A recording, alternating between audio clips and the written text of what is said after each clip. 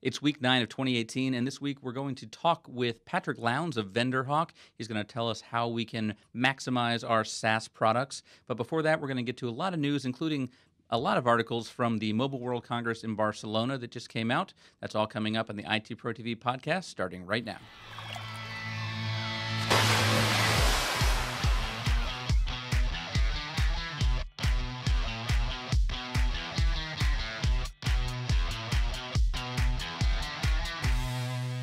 Hello and welcome to the ITProTV podcast. I'm your host, Peter Van Rysdam, and it is week 9 here of 2018. We are already in March. The flowers are blooming outside. It's just lovely, and we're stuck here inside in Don's office. So, Don, how are you doing today? Now I'm depressed. Yeah. Sorry. I was doing just well. We've got an interesting range of news ahead of you guys. You know, as we like to kind of pilfer through the latest and greatest in technology news.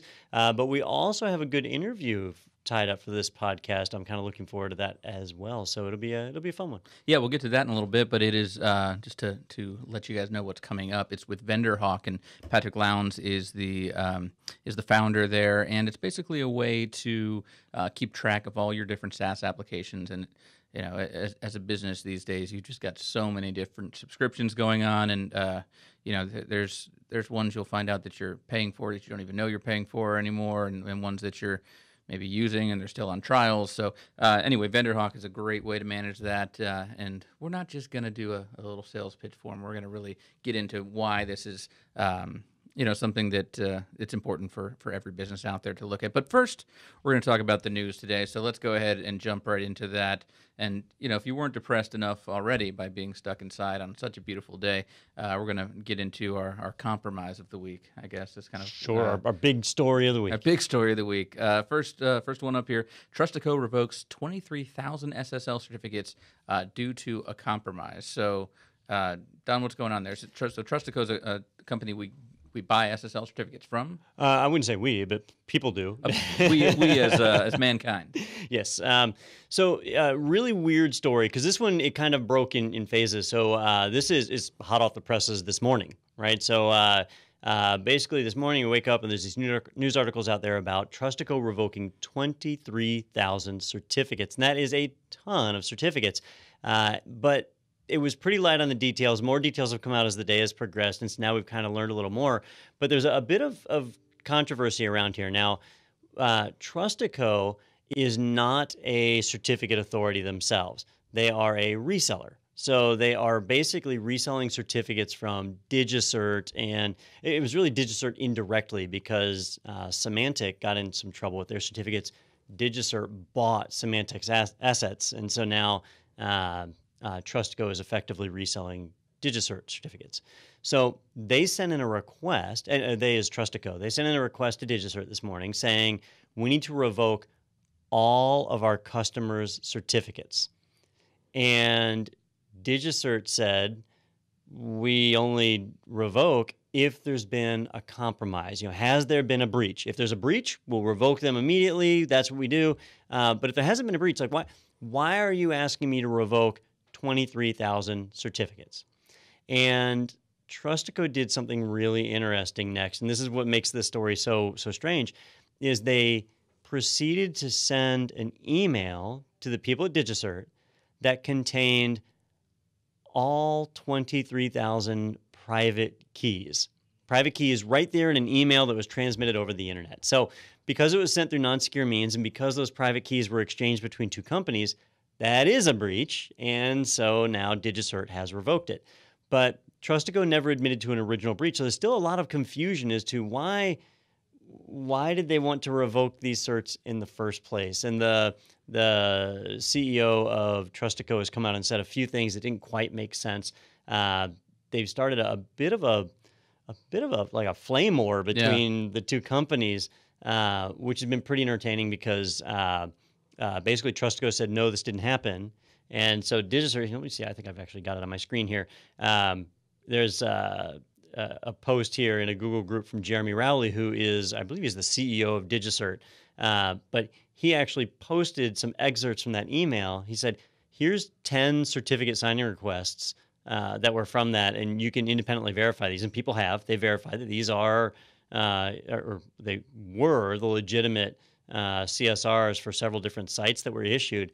So he's posted them. He said, look, I could post 100 or 20,000 more of these if we need verification here, but the reality is we shouldn't have these, and even Trustico shouldn't have these. The whole point of a certificate is that you create a private key, you generate a certificate signing request, a CA signs off on it, and then they're signing off on your public key that you're then able to generate session keys with for clients that connect.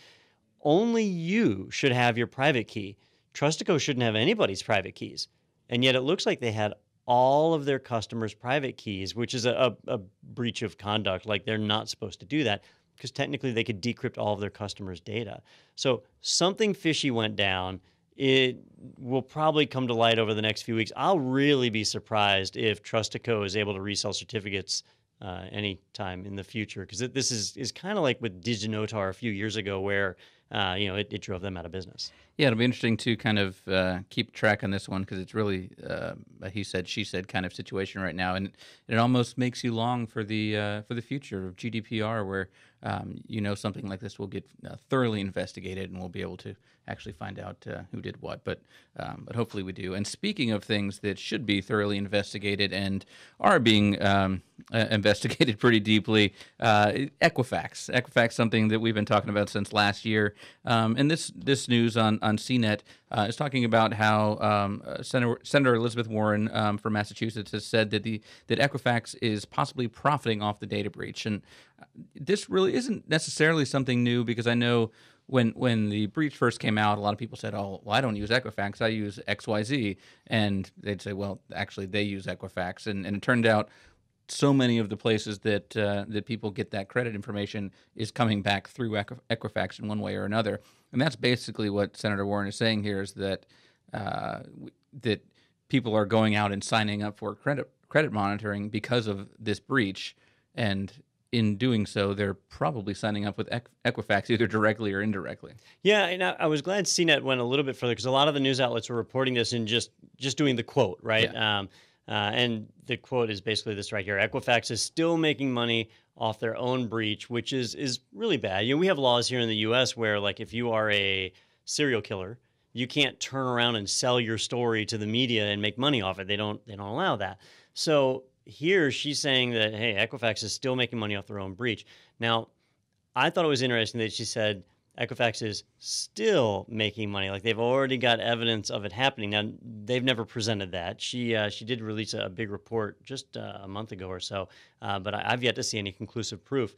But she has a really good point that somewhere in here, here's the quote, where she says that if you decide that you're not going to do business with Equifax again, right, that you might go and sign up for credit monitoring services somewhere else.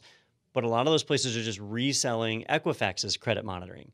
So now you are effectively paying Equifax to monitor your credit because Equifax let it get breached. So that type of thing is pretty shady and not something we want to have going on, but I don't know, that thing just keeps getting worse and worse. Equifax finds more customers were affected, and it's a total mess. Yeah, and I don't think anyone's implying that Equifax did this on purpose, but it's one of those things that in hindsight you go, oh, if I've got a sort of pseudo monopoly here, why not do something like this that, hey, I've got some bad PR, but where else are they going to go and get their info? Yeah, it reminds me of when the housing market collapsed, right? And you had all this stuff, the Too Big to Fail movie and all that about these bankers that were basically intentionally doing these bad loans, and then they went under.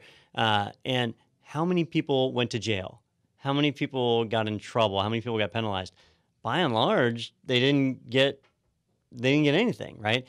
So she's actually pushed forward some legislation, and what they're doing, let's see, it's in here as well. They're basically saying, look, if you have a breach like this, you can be penalized at a minimum $100 per affected consumer. And so if you work that out, it's basically, in this case, it would be a $14.3 billion fine assigned to Equifax. That would punish them. Yeah. Although it then goes on to say, like, the fines are capped at 50% of the company's gross revenue, and only half the fine will be redistributed amongst the victims. The other half of the fine goes to, apparently, the government. But let's say it's $100, so we all get $50.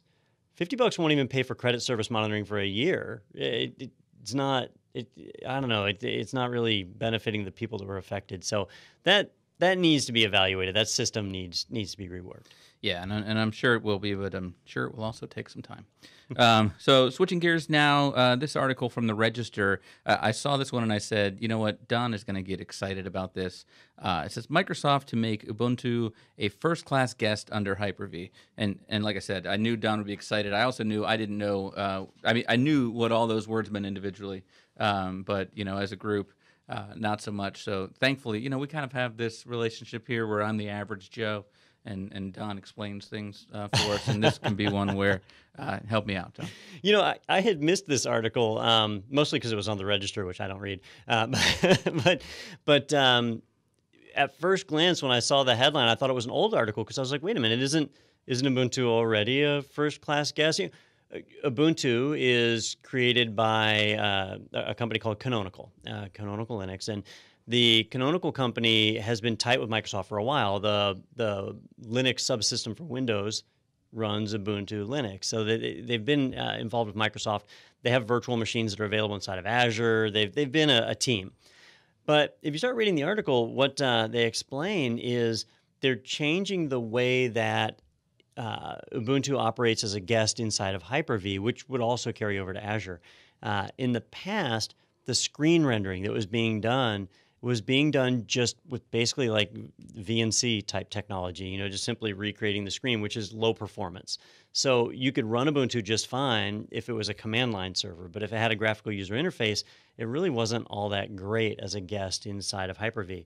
Well, now they've actually partnered up with another company, an open source group, so it's not really a company, but an organization that makes a product called XRDP, which is an open source implementation of remote desktop protocol.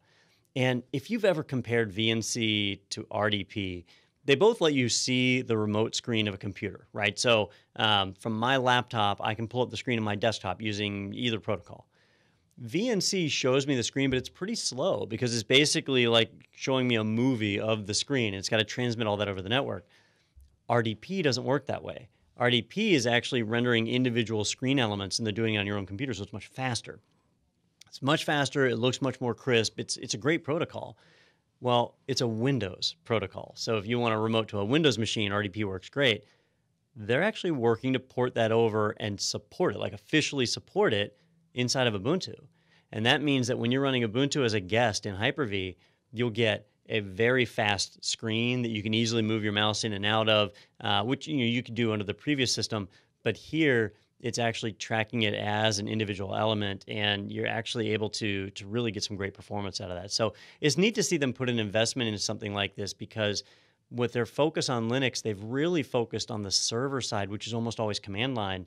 Now they're doing a little bit on the GUI side. So if you're running a Windows machine and you need to run a graphical Linux app, you'll be able to do that pretty easily, which is neat to see. Again, Microsoft embracing more of the open source technology. Yeah, that's been a theme that we've seen more and more. Just as we've done this show of the open source being embraced by Microsoft. I was actually looking at an article on ZDNet about why they're doing that, and that was a much longer read, not really a news article to talk about for this show, but an interesting one to check out. So switching gears now to Inc. magazine, which we don't normally think of as the big tech news site, and this is why. This headline is one of those sensational headlines that made me go, wait, what happened? What happened to Amazon? But it says Microsoft just won the cloud wars.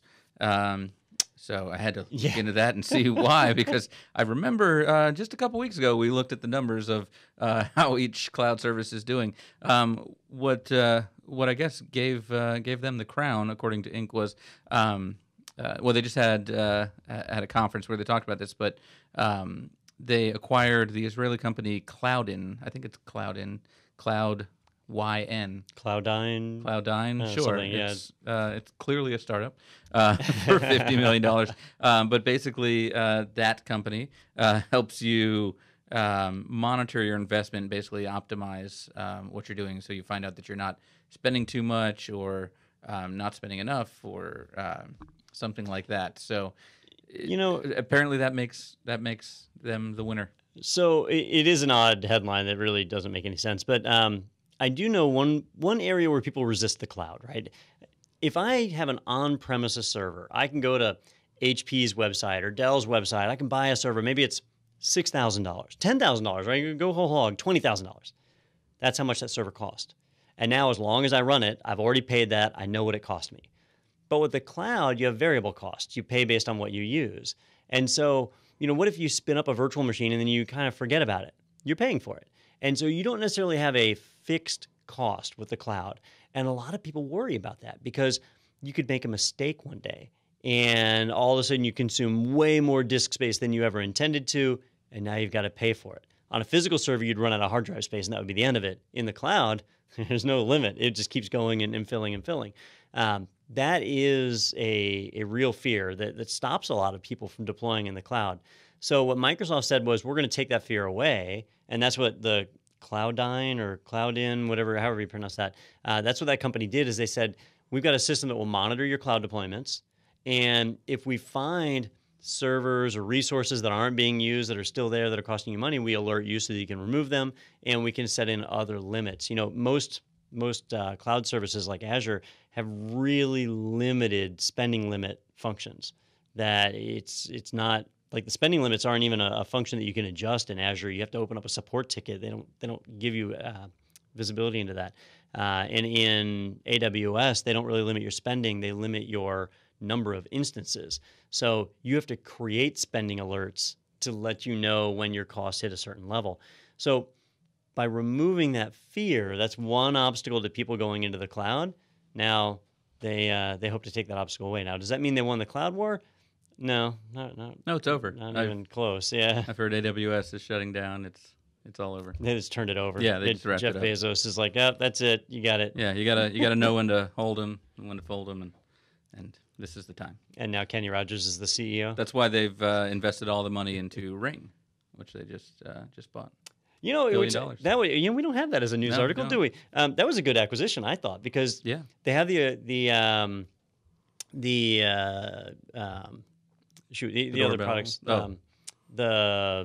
Amazon's own things that are like that. I mean, we've talked about the cameras and things for actually package delivery and things like that. So right, that's the one I'm trying to remember what that's called. Click? Is that the Amazon Click? Might be, yeah, because that's the noise that makes when they lock up after taking all your things. So I have the Amazon Cloud Cam. I like that, but I'm not going to go as far as let them open a door. But with the doorbell one, it's like you ring the doorbell and the camera's right there. It's an acquisition that makes sense. Yeah, it really does. And what was so interesting reading the articles about the Ring acquisition is, I guess they were on Shark Tank. I didn't realize. And they got one offer from Mr. Wonderful, but they didn't accept it. Or for whatever reason, they couldn't come to terms and walked away. So there's $1 billion that it could have been the big, feather in the cap, I guess you would say. Mr. Wonderful? Or for Shark Tank in general. I don't know if they've ever had anything sell for $1 billion, but... Yeah. Oh, wow. Can't all be winners. No, they can't. Speaking of not winners, next up, we were just talking the other week about how Microsoft is kind of closing up the old phone department, and now there's a new way to close up the phone. According to Microsoft, they have a Windows 10 phone that folds up. I don't know. This is not actually out yet, right? This is something this is one of those concepts you see like at the auto shows, and then it never comes out most likely. But it would be kind of cool to get maybe a bigger screen, maybe something the size of an iPad Mini, would be able to close that and put it in your pocket or purse. But the Windows 10 phone, which you gotta hope runs Android then, right? For the last 3 years, a couple of vendors have been teasing these foldable phones. Microsoft did it. Samsung did it. Actually, Samsung did it again this year. Simpsons did it. The Simpsons, absolutely. Yeah. All of them market these foldable phones, and I don't know. I could see where it would be nice to have a big phone, but you fold it in half. But I just think if you fold it in half, then it's going to be twice as thick, and that isn't really any more convenient to me. But what I thought was interesting was that we just reported a few weeks ago that Microsoft was finally killing Windows Phone, and they even came out and said it, Windows Phone 10 is dead. We're not going to advance that any further. But it looks like they were being really, really literal with what they said. And while Windows Phone 10 might be dead, we might see a Windows Phone 11, and then it comes back. I don't know why they keep trying. They keep failing, but, Abraham Lincoln failed a bunch, and then he became president. But again, this could just be the hardware because it's a patent that they own as well. So while we're seeing it in this form factor as a Surface, it looks like a Surface, but a phone. I mean, it could easily be where they're showing off this demo of what it can be, and then licensing that technology. There was another article that I didn't think was notable enough to throw in, but where Microsoft was starting to sell the Windows mobile phones again, like the Nokia 7 and a few others, in their stores on campus. So if you actually go to Microsoft headquarters up in Redmond, Washington, you can go in there and buy a Windows Phone right now. And people are trying to figure out, like, did they just have a bunch of extra inventory laying around? And they said, well, we got to sell it. Maybe a Microsoft employee will buy it. Yeah, they're basically Zunes at that point. Yeah. Yeah, the Zune. Get your hands on this Zune. Nice. So, so they started kind of pushing that, and then this leak came out, and I just hope that nobody over there at Microsoft starts seeing these like little articles that leak out and go, oh, look, there's actually demand for this product. Let's bring it back again, because it's just not working. There's so much buzz. Well, and a lot of these, we've got a lot of mobile articles, actually, and it's because the Mobile World Congress took place. That's in Europe, right? In Spain? I think it was in Barcelona, yeah. So that takes place every year, and we always get this. It's basically like CES for mobile. So we see all these foldable phones and gadgets and things that fit in our pockets. And so that, well, the last one I think kind of came out of that, but it brings us a nice segue to the next article from Mac Rumors, stating that the iPhone and Android duopoly nears its peak with an estimated 99.9% market share last year. So, yeah, that 0.1% is what Microsoft seems to be going after with that folding phone. So look for that in none of your friends' hands soon. And I love the picture on this article where with the BlackBerry like kind of hiding back there in the back. Like, is the BlackBerry even that other 0.1? I would think it's the one in the picture actually ships with Android on it. Oh, okay. So that's what that is. All right, that makes sense. And there were a couple interesting things about this announcement.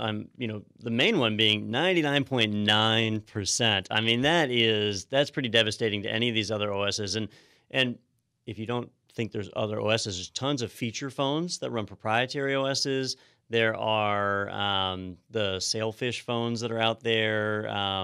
There was Samsung had their own little operating system for a little while. They still do. I can't remember its name, though, because that's how awesome it is. So there were a couple of other operating systems that have been floated around, and they're just not even making a dent in the market. BlackBerry OS effectively gone 0.1%. I mean, that is such a small number that not even 1 out of 100 of your friends has a different operating system, or 1 out of 100 of your enemies, for that matter. But the other thing that was really neat was if you look at how it was broken down, because in my world, I think that I usually seem to run to about half and half. Half the people have iOS devices, the other half have Android devices.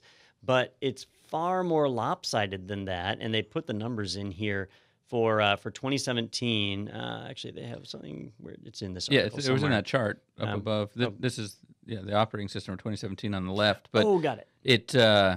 I mean, I think we're looking at that globally, and I think it's something in the U.S. maybe we see a little bit more 50-50, where I feel like in other markets, it's obviously a lot less expensive potentially for an Android phone. So in emerging markets, I think we see more of that, whereas we see those $1,000 iPhone X's. So the Android OS actually accounted for 85.9% of the market. That's Android alone, 85.9%, with iOS clocking in at just 14% of the market. In 2016, iOS had 14.4%, so it actually declined the total number of devices, or the argument from Apple is it didn't decline. It might have even grown. It's the amount of Android phones increased. But if you look at the raw numbers, they didn't increase that much. There were 1.268 million in 2016, 1.32 million in 2017. So anyhow, huge market for Android on there. And it's because you can, like any vendor can put Android on their phone if they just run through Google's little checks and they've got it. And there's tons of vendors that are doing it. But, the iPhone, it's got a larger market share. You must be right, Peter. Like in the U.S. market, I think so. Yeah, and I don't think it's a larger necessarily market in the U.S. it feels like 50-50 when you just walk around an office and poll people. But yeah, I think just the cost to entry to buy an iPhone compared to the minimum cost. I mean, you see the Android phones on commercials where they're come in and sign a contract and 4 free Android phones. You're not going to see that with the iPhone. The iPhone 8, the iPhone 10, they're $800, $1,000. They're a lot of money. Although there's a rumor, it's not news, so I probably shouldn't talk about it. But there's supposed to be an Apple announcement in March of this month, right? That they're doing a refresh of some things. Supposedly they're going to refresh some MacBook Pros. They're going to refresh the iPad Pro, supposedly. I hope they refresh the Mac Mini, but who knows if they will or not. But they're rumored to be releasing a new iPhone SE, which is the low-cost iPhone, the smaller one.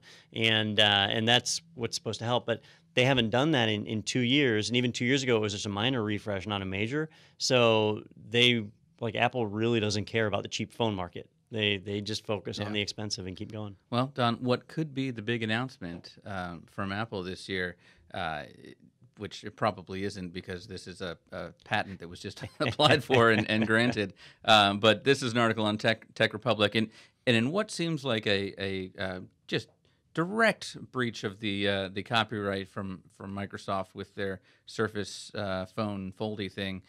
We've got the Apple patent hints at a dual-screen MacBook / iPad, or iPad. So if we scroll there all the way down there, we've got the drawing, and basically looks like 2 iPads coming together, which is essentially what I've got in front of me with the MacBook Pro, which I know it's got the iPad kind of guts basically under this little touch bar. But I made the point to Don that I don't think I don't think it's going to work because I assume that Apple won't make either of them touchscreens. So you just won't be able to interact with your computer at all. When they announced the touch bar, I was surprised. Like, why bother doing a touch bar? Why not do a whole touch screen and stick a bar at the bottom of the screen, and now you can touch it, but now you have the advantage of being able to touch the whole rest of the screen. It doesn't cost that much. It just makes sense.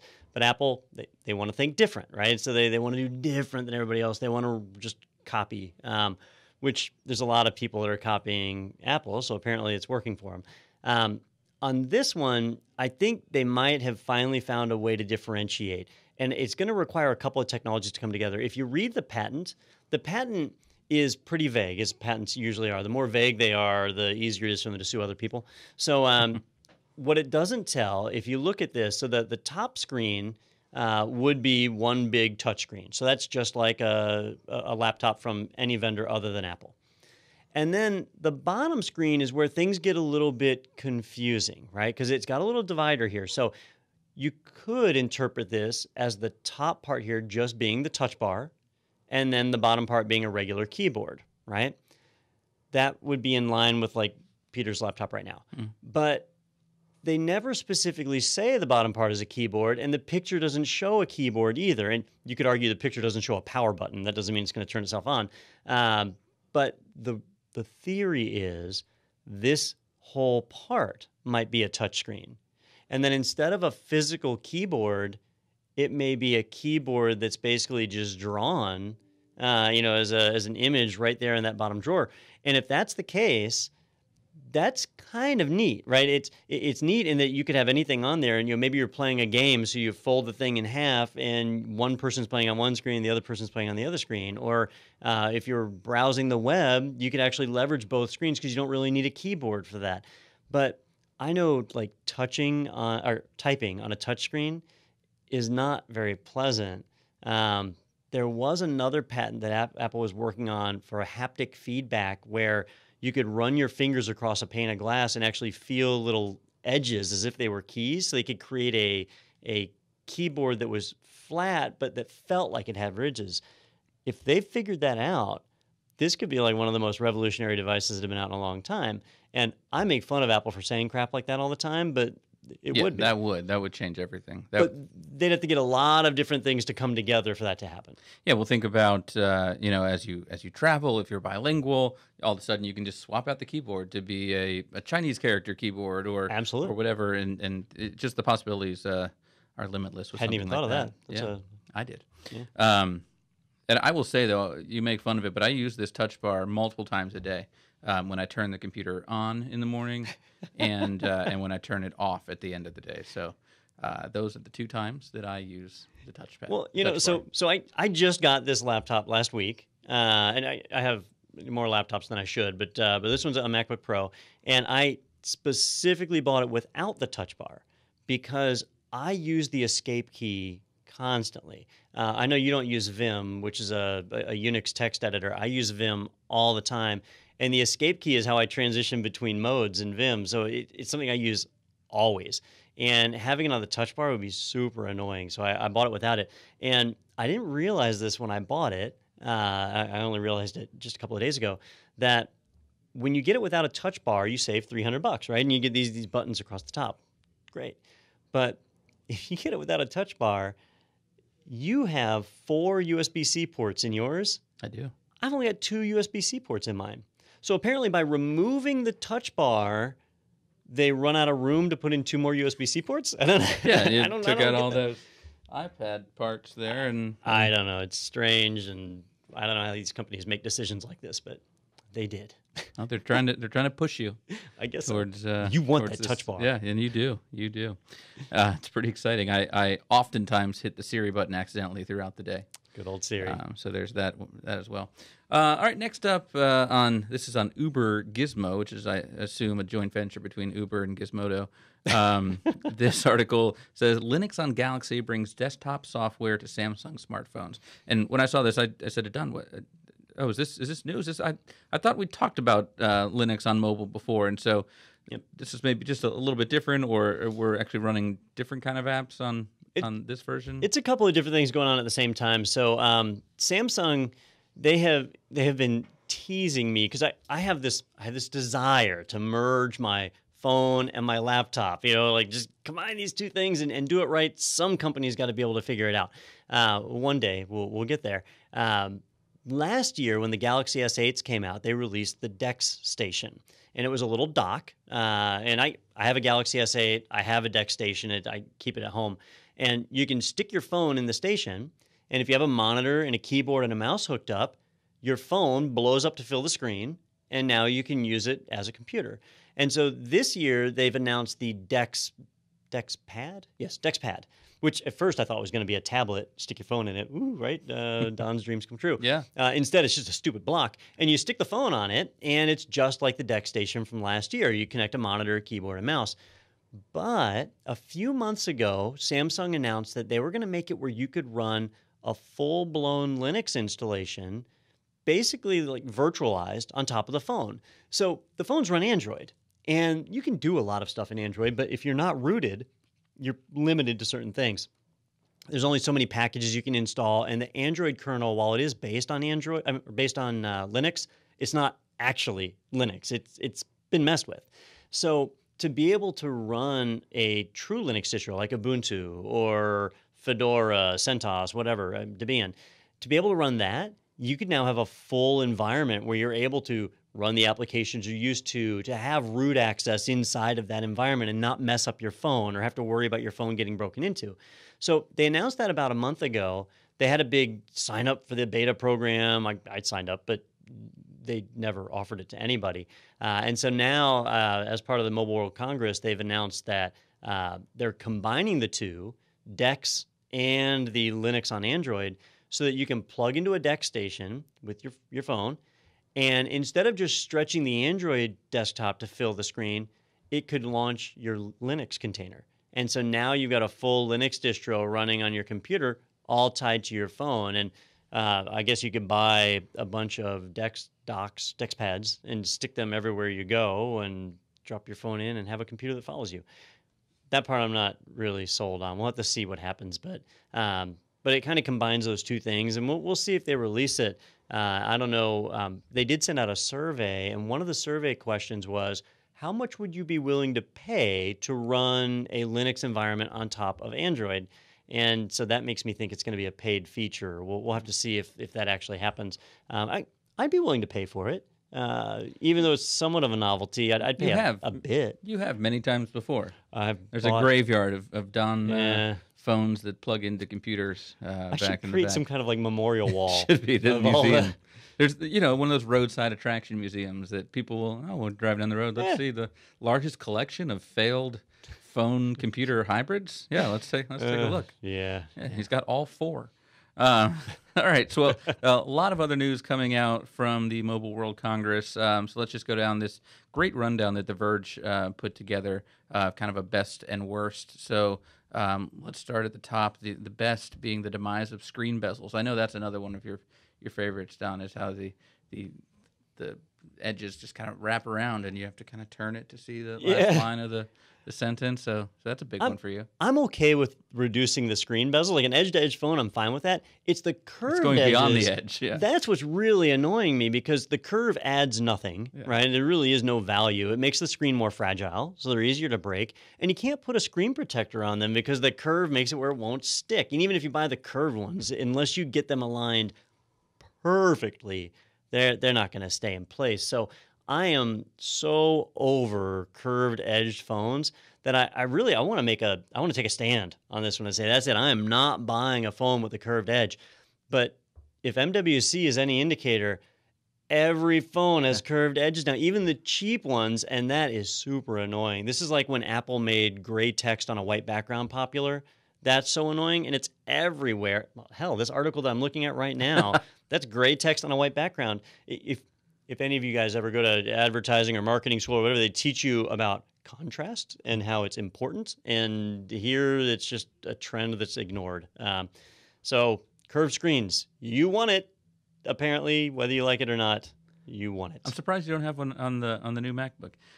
Yeah. Next, as we scroll down the article, we've got the Samsung Galaxy S9 and S9 Plus, which we talked about last week. If you like the Galaxy S8 and you don't like money, go ahead and upgrade because then you'll have the new one and less money.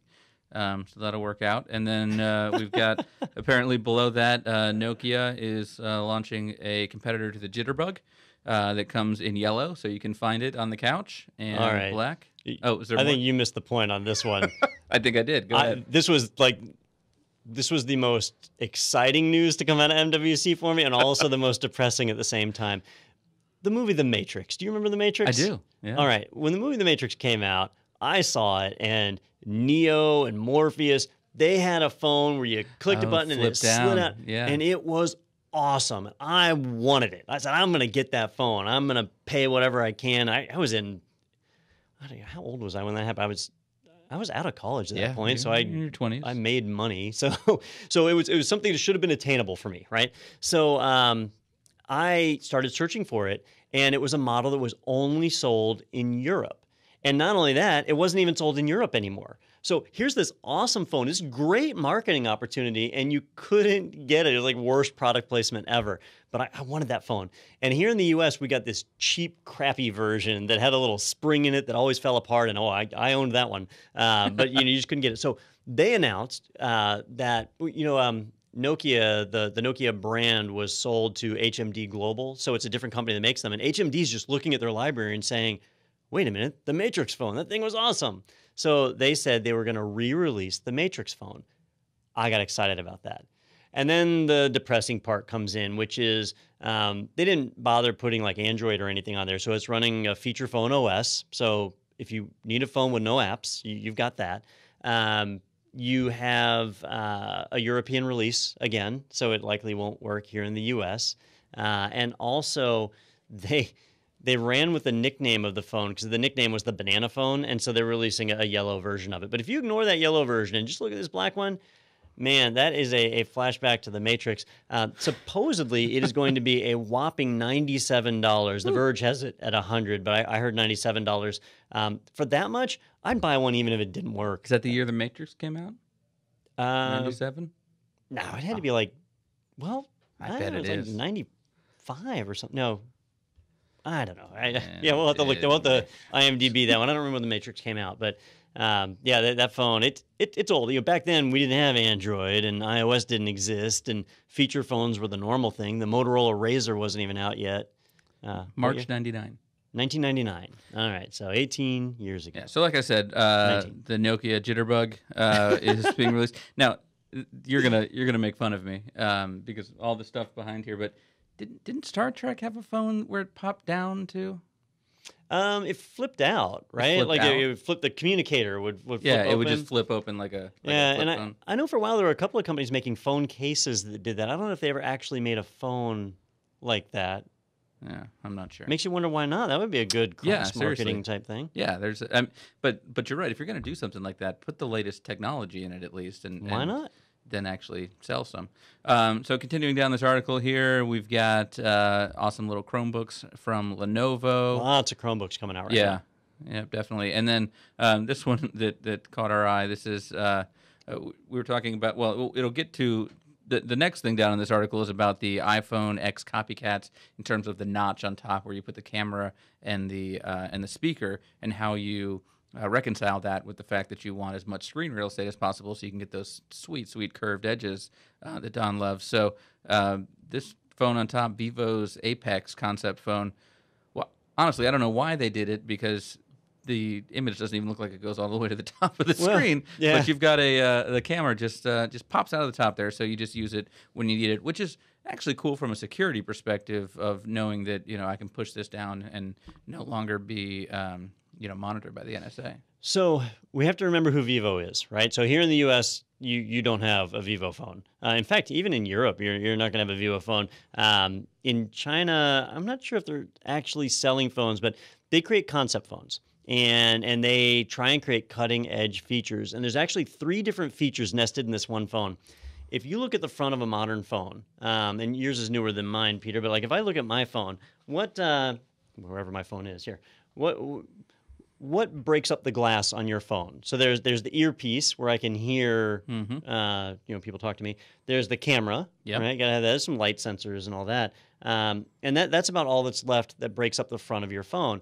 So Vivo was saying, look, if we could just get that stuff off the front of the phone at least, then we can have something that works. So they said, what if we took the camera and put it in the phone so it pops out? And that's what this little knob is up here, is the camera is popping out of the top of the phone, and then you just push it back down when you're not using it.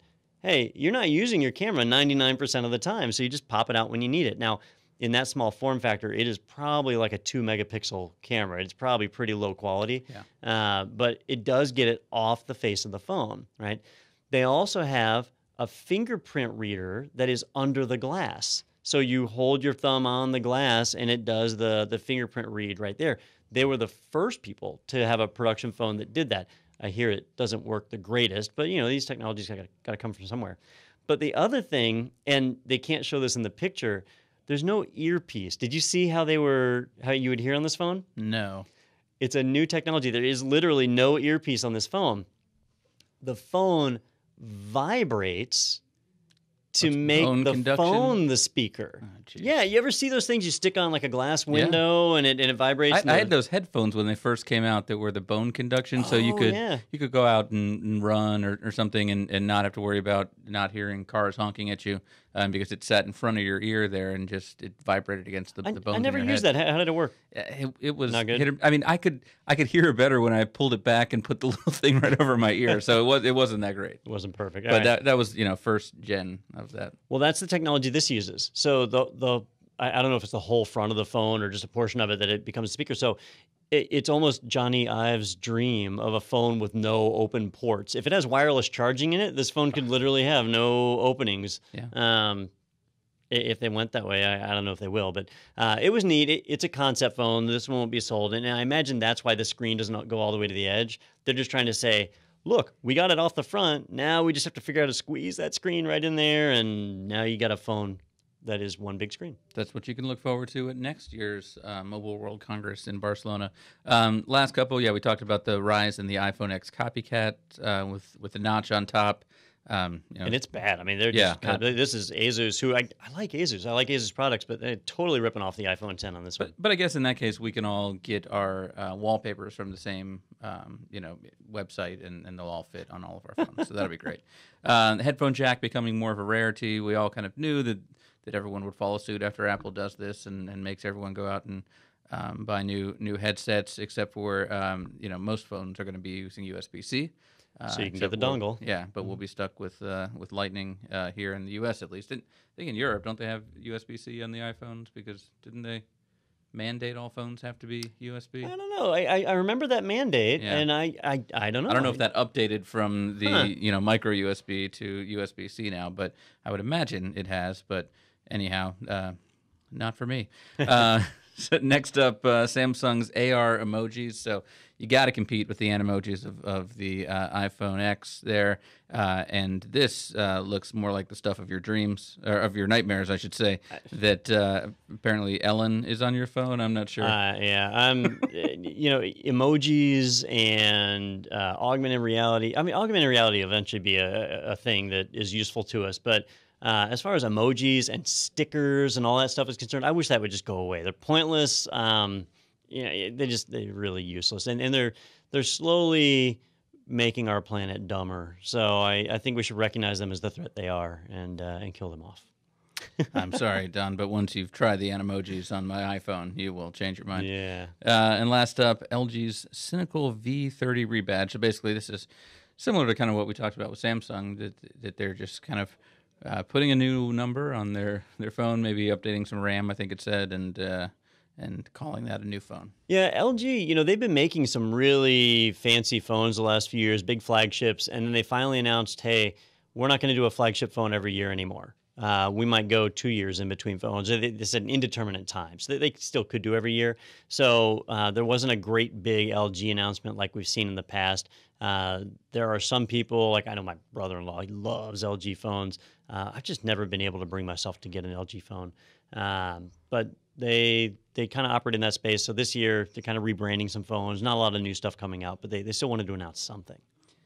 All right, well, this last story here from the Mobile World Congress over on TechCrunch, this kind of talks about what we were just saying with that phone that has the pop-up camera on top.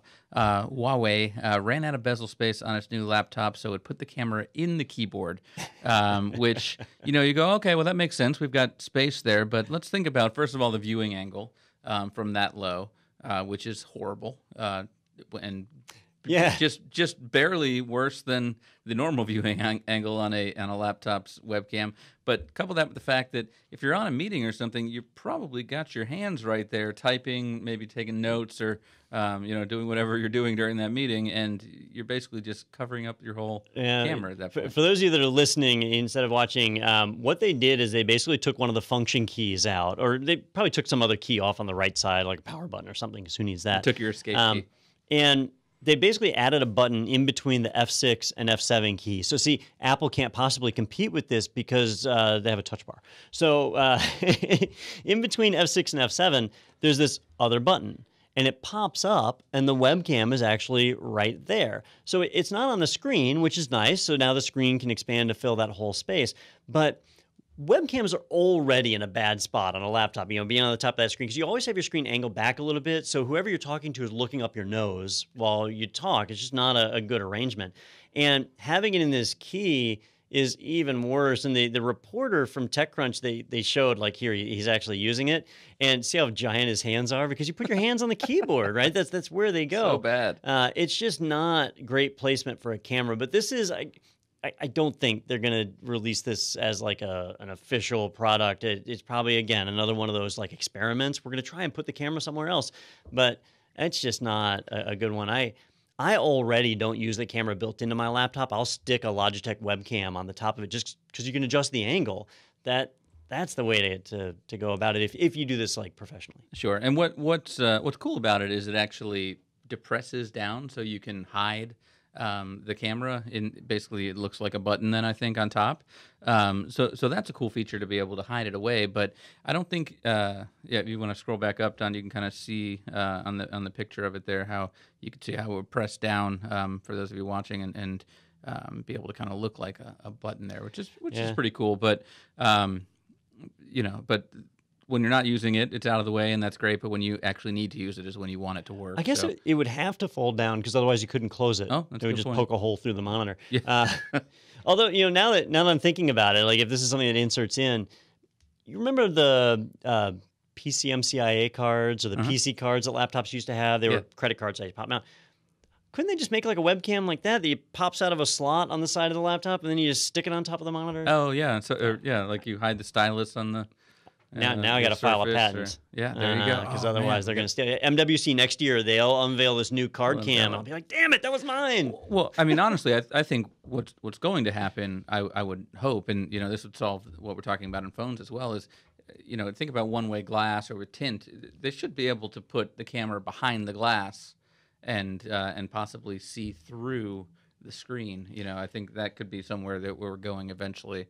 So the camera is kind of behind your display. Yeah, there was somebody who did that, a proof of concept, a few months ago. I can't remember which vendor it was, but the problem was you couldn't get any like high quality, and lighting was an issue because you're basically shooting through lights. So like in a dark environment, you just couldn't film anything. Yeah, I'm sure with the types of monitors we have now, it would kind of be limited. But as that technology changes or evolves, I'm sure that will be fantastic. They could just put a notch in. Little notch. That's right true. on top. That's a great idea. I wonder why no one's nobody's thought of that. Yeah. Or everyone has, apparently.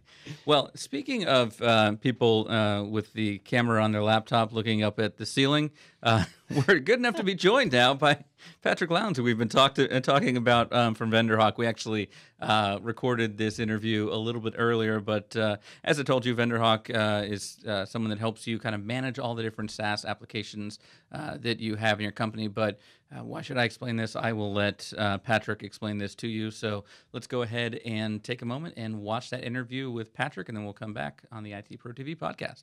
Some of our leadership team had an opportunity to go out to the SaaStr conference in San Francisco, right, recently, and I met up with a lot of great people, and they came back and said, we've got to talk to this guy, and this is Patrick Lowndes, who is the, I guess he's you're the CEO, founder, co-founder? Founder and CEO, you got it. Founder and CEO, okay, of VendorHawk, and I'll let you explain what VendorHawk is, but first of all, thank you so much for joining us today, and I'd love to learn a little bit more about what you guys do. Yeah, well, when I met Tim and I saw your shirts with IT ITProTV, I said, I got to talk to these guys. So, yeah, we help IT leaders, but also finance leaders figure out all the software vendors in their business, and then give them some ways to actually track all the licenses, renewals, costs, ownership, essentially all the business mess of dealing with lots of SaaS vendors. And so it's a pretty slick application. I know I'm biased, but it's a problem I'm sure many people listening are probably have dealt with in some way, shape, or form. Yeah, I'm sure. And this is something that you came up with as a need that you saw when you were working at your previous company, right? Can you talk about kind of what led to this, what problems you saw, and how you guys realized you could fix it? Yeah, no, excellent. I was actually working for a software company for years, just selling our software product, and I realized, it kind of dawned on me one day. I found myself I was negotiating with a customer, and we just signed a deal, and I was helping them think about when our contract was going to renew. And I was actually giving them some pointers and tips on how to stay out in front of that. And it kind of dawned on me, they're probably buying lots of software. How are they keeping track of all these auto renewal dates and all these licenses? And what I did is, very quickly, some advisors of mine just said, hey, start interviewing. So I interviewed a bunch of IT leaders, a bunch of finance leaders. And before I know it, the question, what's challenging about having lots of SaaS and software in the business? There's a number of answers that came up, and the top two were probably, I don't even know all the software that I have, and I barely know who owns it or how well it's being used, right? And so if you don't know those things, you can't actually make a good decision about what you really need and what you should spend money on. So those are the questions that kind of birthed the business about 2.5 years ago. Yeah, it's really funny that this came up today. We actually had a meeting today where we had we're doing some auditing internally, and we were going around saying, okay, here's a list of softwares. Have you ever heard of this one? Have you heard of this one? We're trying to figure out which department is doing what, because over 3 or 4 years, as a company grows, originally maybe just the CEO was buying these things, and then as you start to hire additional people, or someone in charge of marketing, someone in charge of sales, they're buying things as well. Maybe these two things are competing. Maybe we haven't used one of these in 2 years, but when you start to look at some of the costs, they start to add up, and I can definitely see this as being something that. So you said this is more the financial person is looking at, or people in the C-level, or Yeah. okay, how does that work exactly?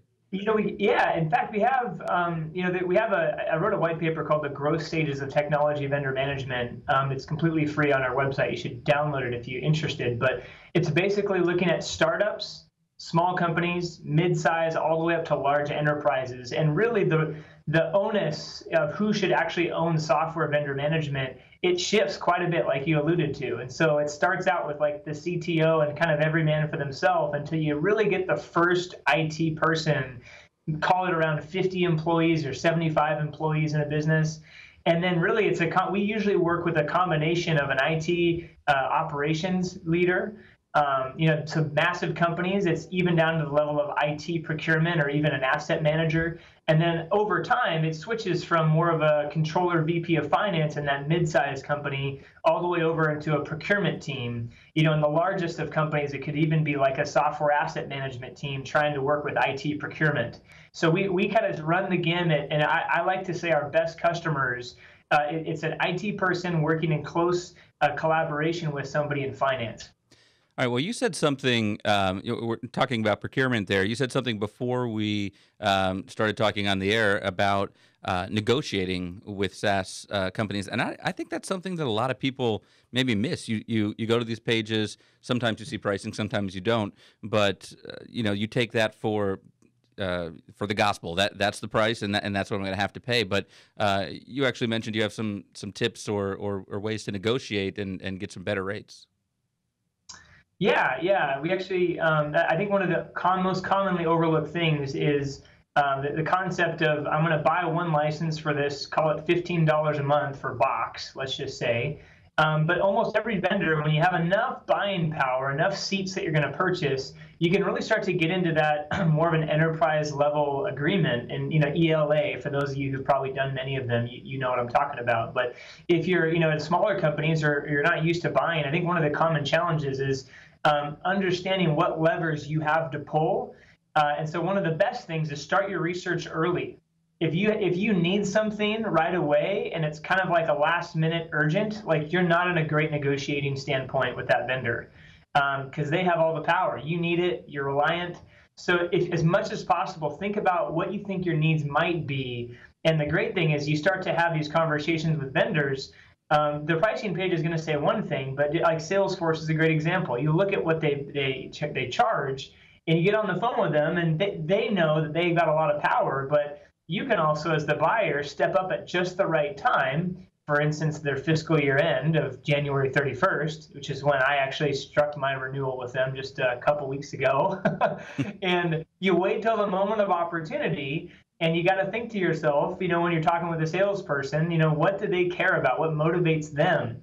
And do they really care if I get an extra, 100,000 API calls, right? So you got to start to think about what matters, or if it's a marketing tool, can I get more contacts? Like what really are the drivers there? So besides just the click and buy things with a credit card, which there's tons of that, when you start to think about buying for the company, there's a lot of levers you can pull, even to the level of like, when am I going to make the payment? Like, do I have to do annual? Can I do quarterly or monthly, right? And so there's all sorts of ways that you could really get creative when you're negotiating. But if you haven't done the deals, I would encourage you, A, think ahead, and B, start to imagine the levers. We've got some different insights about what those levers are on our blog, but those are a few tidbits. Now, do you guys focus just on the paid software? Because I know we've bumped into challenges with free software, that software as a service, that the whole SaaS model, it's a double-edged sword, right? That it's really easy to stand up the software because it's all hosted in the cloud, it's all remote, typically. Yep. But it's also kind of a pain because it's so easy. For example, we decided to deploy Slack as our primary communication, right? So we're a paid subscriber with Slack. When we went to set up our first Slack account, we were surprised to find that the name was already taken.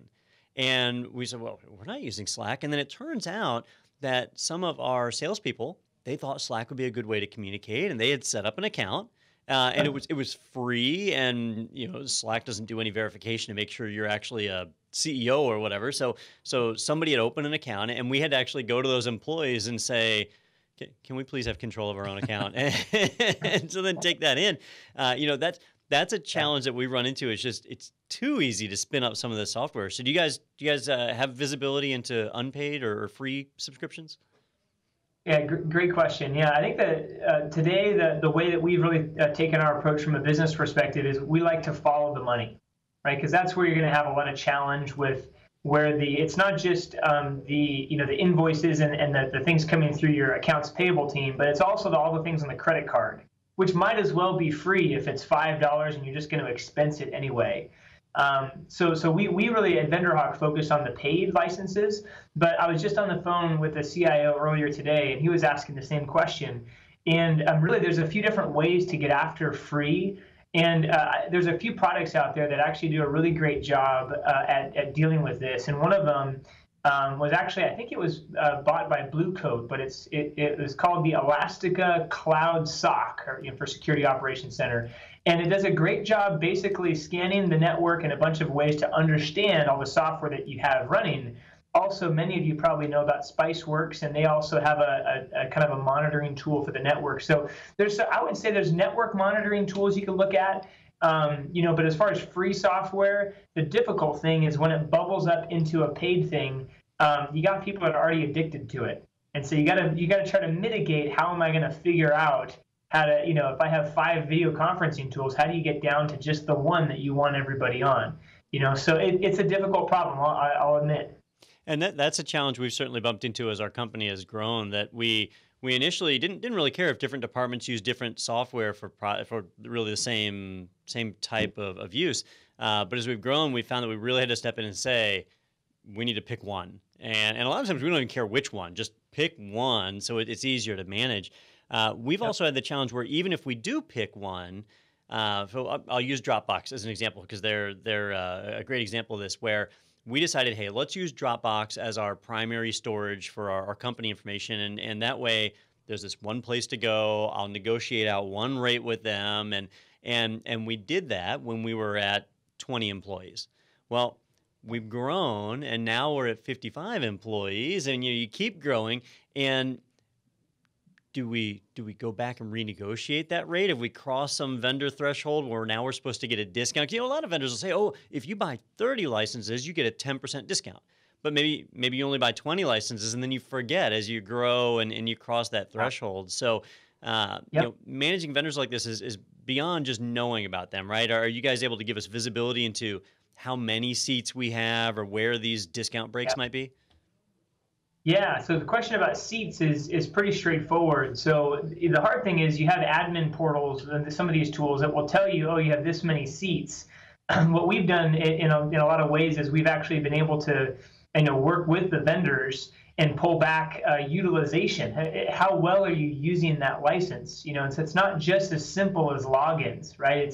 You got to go past that to other factors of use.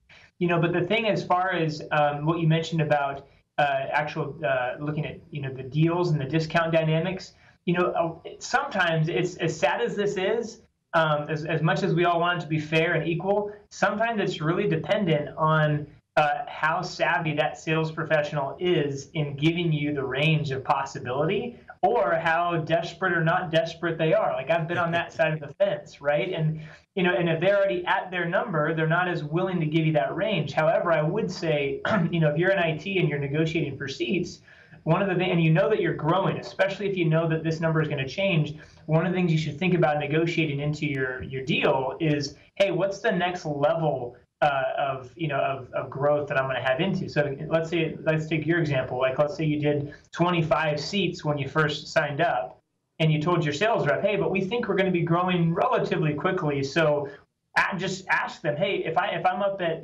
40 or 50 in a year, what is the seat cost at that point?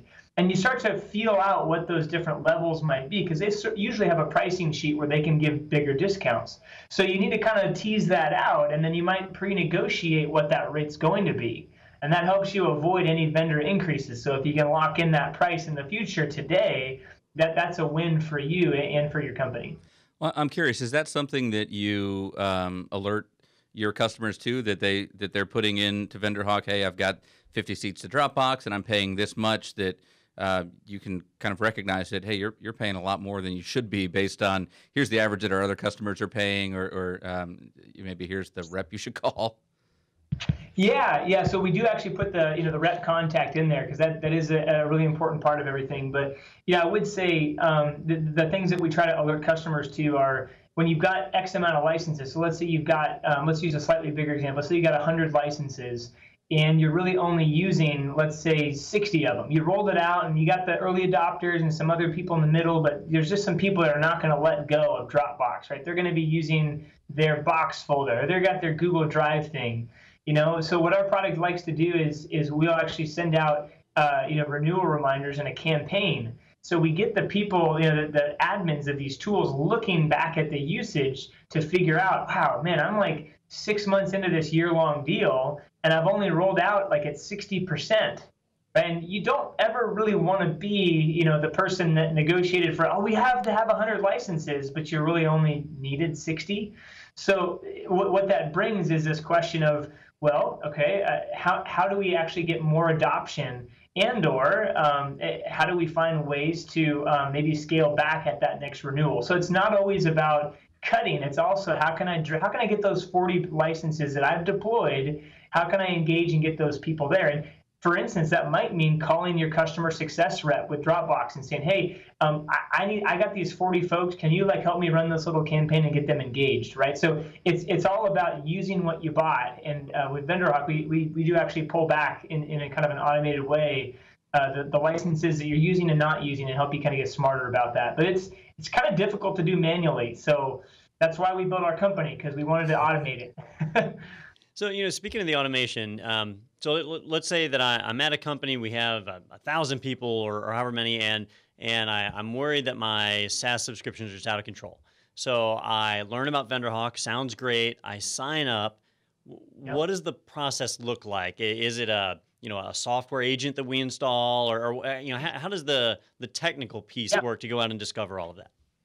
Yeah. So I was alluding to it earlier a bit, but we use the financials to solve for what you paid money to. So typically what happens is, we sign an MNDA, and it's usually a part of our contract, and we'll go out and discover software. So it usually takes upwards of 15 minutes for a finance admin to just basically give us access to the right amount of financial data. And we actually have an algorithm that leverages machine learning to be able to kind of automatically pull through and understand against a database of 36,000 software vendors that essentially will help you figure out, in that 1,000-person company, statistically speaking, you're going to have somewhere between 500 and 1,000 cloud services that we will find. It is a staggering amount. And once we find all the software vendors, then we begin to figure out, okay, how can we pull in the contracts and the ownership? And how can we integrate to find license utilization, right? So it doesn't take much to get going. We find everything and return results back in a matter of days. And then before you know it, within a week or two, you've got this beautiful picture. It might not be beautiful if there's a lot of surprises in there, right? But you have this picture of all the software in your business. And then the fun thing is actually figuring out how do we figure out ownership going forward? How do we figure out the tough conversations that have to be had? And we make it really easy to find out, here's the low-hanging fruit, here's where a lot of the problems tend to be with overlapping applications, here's some optimization opportunities over here. And so we can get a company of 1,000 employees going, to value within a matter of, somewhere between 12 or 14 days of working with them. So it's a pretty powerful thing, and even faster if it's a smaller company. So I'm trying to think in my head of what this would look like for us. And, if you were to pull our credit card statements or whatever to run through and start identifying these services, a lot of them, Office 365, it shows up right there. You know exactly what it is. Although I guess you'd have a big lump sum value, so you wouldn't necessarily know how the seats break down from that. But there's other ones that are probably a little harder to figure out, like a lot of startups that we deal with when they're a brand new cutting edge company, and they'll show up on your credit card statement as Cleverbridge, or with no vowels, right? Yeah. It'll show up as Cleverbridge with no E and 2 R's. Or Digital River, where it's the payment processor that shows up, not the actual company. So how do you overcome something like that? Yeah, no, great question. So what you alluded to there is financial transaction data can be incredibly messy, right? Or just completely vague or cryptic, right? So beauty of it is our algorithm's been trained to do some of the more robust, like this kind of looks like Adobe, right? So it'll do the lookalike analysis on your behalf, where a human eye might not actually understand that. The other thing too is, once we get past, there's always the reseller conversation too. So if you buy a bunch of things through CDW or Insight or, one of those Software One, we also can ingest some of the data and results that they have. So we know, well, this payment here matches to this, thing that you got from your reseller. Now, here's the hard part though. So think about all the software vendors that come up that people just sign up for, that they're in that 36,000 and you have never heard of it, right? So that happens all the time, especially if you're in finance and you have, like let's say SAP and maybe NetSuite or Concur, right? So the thing that we do there is we actually in this the ability to define all the software products is there's actually links that will go back to G2 Crowd, which is by the way, it's an amazing product at their website. If you've never been to g2crowd.com, amazing software review site. We actually, it's ironic, today we announced our partnership with them, but in our application, when you find this random, Zygo or whatever product it is here, you can click it, and then you can ultimately go and see, what does this thing do? Oh, wow, it's like a database analysis tool that our data team is using for something, right? You can actually find out what those vendors are with a click of a button. Well, thank you for that segue on G2 Crowd. ITProTV has 69 reviews, averaging 4.8 out of 5 stars. We just did a lot of work on that. So thank you for bringing that up. There we go. There we go. But do we want to bring up your page as well? I know we have that here. Sure. I don't want to sound like your best salesperson, but I feel like with the money we'd be saving by figuring out all these things that we're not using anymore, that this is something that it is not really going to cost any money at the end of the day. You can stop right there if you want, because you can see that pie chart. Yeah. That pie chart is super powerful. Especially if you're in IT, everyone's always looking at, you're spending my money, you're not making me money, right? Like that's kind of, and by the way, you only call me when something's broken, right? So you don't get any praise. You're not a hero in some regards. So what you see here, like this is the kind of pie chart that you walk into, your CIO's office, or you walk into, a finance person's office, and you can show them, hey, especially this is great if this wasn't your fault. So if you're newer or you just discovered an application, you can do an audit in VendorHawk and actually find out, where the savings opportunities is. So it's a great way. We actually do that for free. If you're interested, just let us know afterwards. We'll be happy to do that. We support Salesforce, Dropbox, Box, Zendesk, G Suite, Office 365, PagerDuty. The list goes on. So. Yep, and actually, further down, it's actually right there. Sorry, I could have just had you scroll. Those are the ones that we have these great integrations with. So just let us know if we could help out with any of those ones. And then our pricing, going back to our own pricing, if you scroll down a little further, or there it is right there. You got it. Never mind. Yeah, we unlike many vendors, we actually do disclose our pricing for the mid-market companies, because we believe it's super important that you actually we want to be the vendor that you want to work with.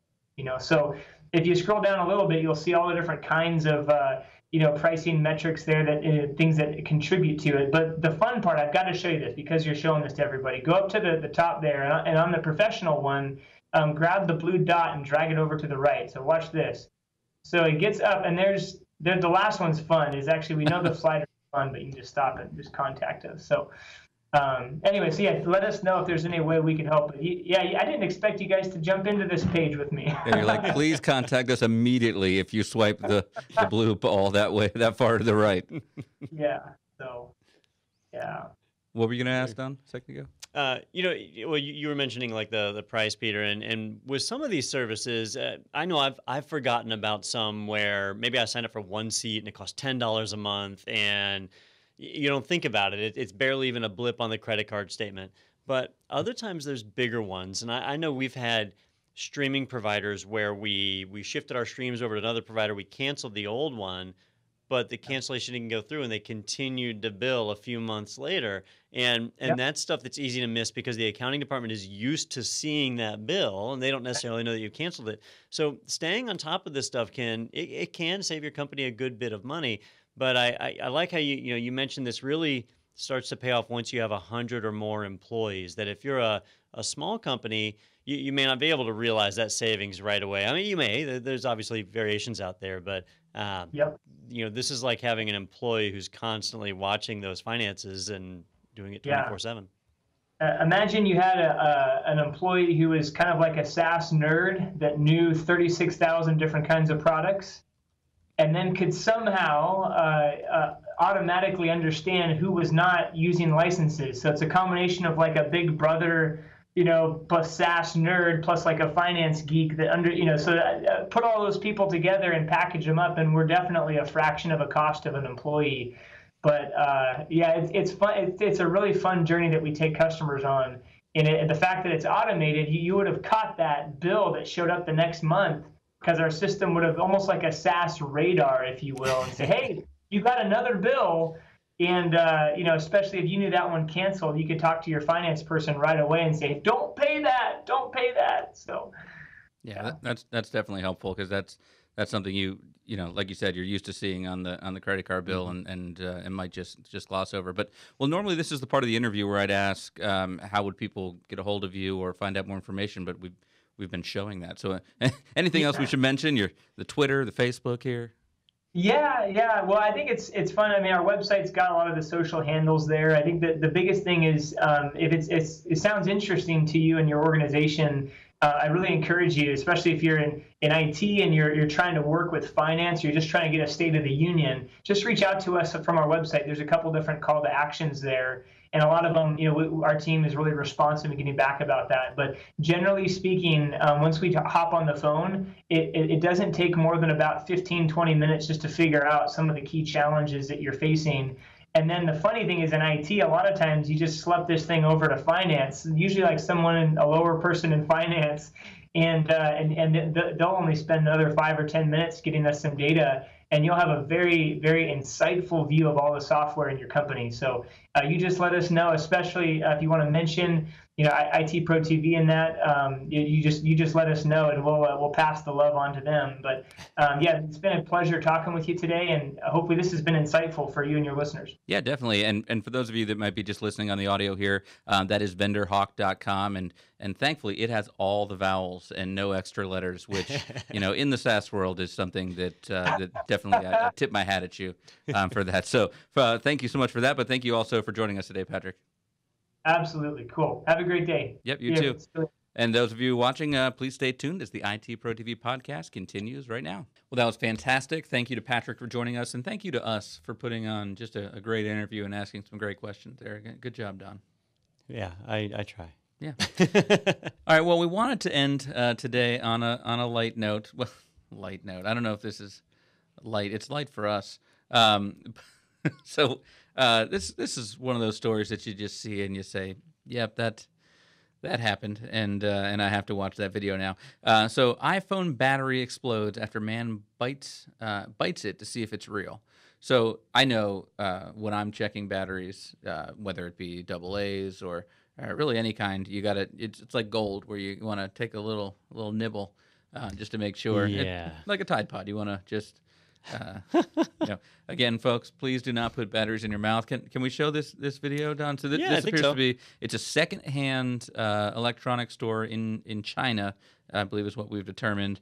And he takes a little bite here to see if it's real. It's odd, but before I hit play, iPhones don't have removable batteries. They never have. Right. So if you go to a secondhand store and buy an iPhone battery, that's a pretty odd thing to be selling. So I can see why he might think it's not real, but he bites the thing, and here I'll play. Can I zoom in on this a little bit? Let's say it is real, or isn't real. What are you going for? Yeah. All right, let's play this thing. All right. And here he goes. So he bites it, and then it explodes, and yeah. And really, he dodged a bullet there, that not exploding in his mouth. That is a substantial explosion. I mean, some of it might be people just kind of falling backwards, something crazy is happening. But I mean that's an explosion. Now, remember when the Samsung Galaxy Note 7 had its Firegate or whatever? And that was Uber Gizmo, but this was actually posted by the New York Post. So credit where credit is due. Thank you, New York Post. But when the Galaxy Note 7 was exploding, the problem was that when you would charge the phone, the battery would start to swell, and it didn't have enough room to swell. And there's two different chemicals inside of the battery. As long as those chemicals are separate, it's safe. If the chemicals come together, it explodes, right? So when those Galaxy Note 7 batteries were swelling, they didn't have room to expand, and the chemicals would come together, a rupture would happen, and they'd explode.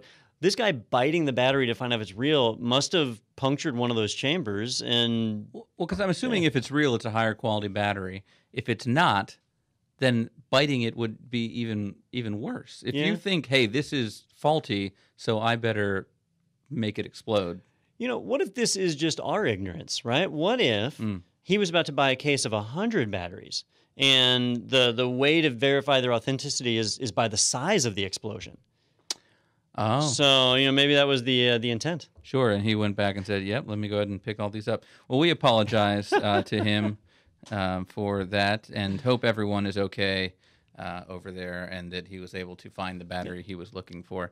Hey, Don, before we go, I do have one last thing I wanted to mention, and if we can bring it up on your screen. Sure. We, here in the United States, it is March, and that means it is time for things that I probably can't say because of copyright, but insanity and basketball.